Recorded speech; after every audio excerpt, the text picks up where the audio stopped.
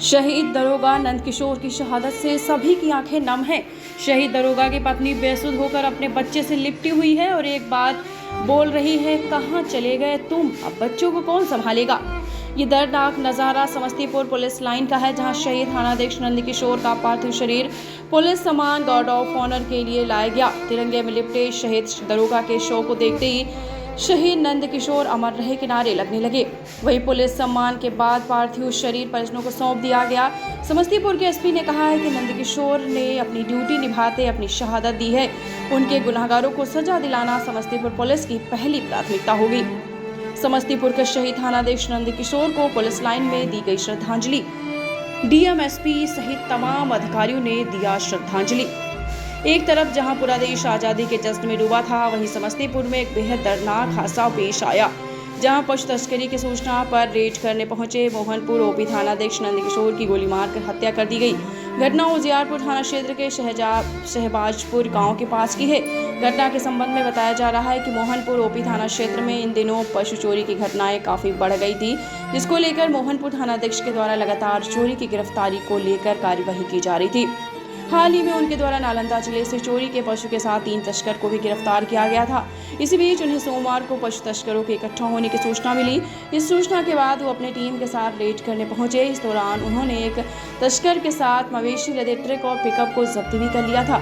इस दौरान गिरोह के कुछ अन्य सदस्यों के द्वारा थानाध्यक्ष पर फायरिंग की गई, जिसके बाद सभी अपराधी मवेशी लदे ट्रक के साथ अपने सहयोगी को पुलिस कर्सी से चुराकर भाग गए। गोली से जख्मी थानाध्यक्ष को इलाज के लिए पहले दलसिंहसराय अनुमंडल अस्पताल में एडमिट कराया गया, जहां प्राथमिक उपचार के बाद उन्हें बेगूसराय के निजी अस्पताल में एडमिट कराया गया। गोली उनकी आंख और सर के बीच लगी थी। वहीं घटना के संबंध में एसपी विनय तिवारी का कहना है कि मोहनपुर ओपी क्षेत्र में पशु चोरी की घटना लगातार हो रही थी, जिसको लेकर ओपी अध्यक्ष के द्वारा कार्रवाई की जा रही थी। इसी बीच उन अपराधियों में से एक ने उन पर फायरिंग कर दी, जिसमें वो गंभीर रूप से जख्मी हो गए। इस घटना को लेकर समस्तीपुर पुलिस एसोसिएशन ने पीड़ित परिवार को अपने 2 दिनों की सैलरी देने की घोषणा की है। वहां एसपी ने उन्हें मिलने वाली तमाम सुविधाओं का आश्वासन देते हुए अपराधियों की गिरफ्तारी के साथ उन्हें कड़ी से कड़ी सजा दिलाने की बात कही है। या फिर बाद में जो चोर पहले पकड़ लिए गए थे दबिश के दौरान ही, उसी क्रम में फिर वहाँ पर और भी चोर थे। जितनी सूचना थी उस पर कार्रवाई की गई थी, लेकिन पीछे जब उनके पास चोरों के पास बैकअप ज़्यादा था और नंदकिशोर जी के पास सूचना नहीं थी, उसी क्रम में पीछे से आए हुए कुछ चोरों ने गोली चलाई और बाकी जो चोर पकड़ लिए थे उनको भी वो भगा ले गए। तो रात में करीब 3 से 3:30 के बीच घटना हुई।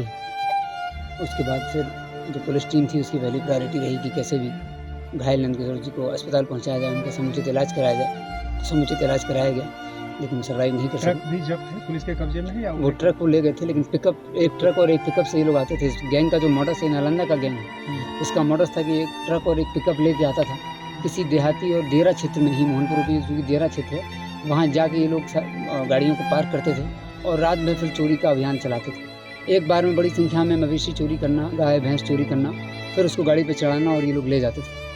तो चूँकि कल जब सूचना मिली कि लोग आ गए हैं और कार्य करने वाले हैं, तो ये इनकी संख्या भी हम लोगों को जो अभी तक जानकारी मिली है 8 से 10 की संख्या में ये लोग चलते हैं। चूँकि इन भैंसों को, मवेशियों को गाड़ी में चढ़ाने के लिए लेबर की आवश्यकता होती है, तो उस तरीके से इन लोगों का मॉडस है और ट्रक और पिकअप का इस्तेमाल करते हैं उसको कैरी करने के लिए।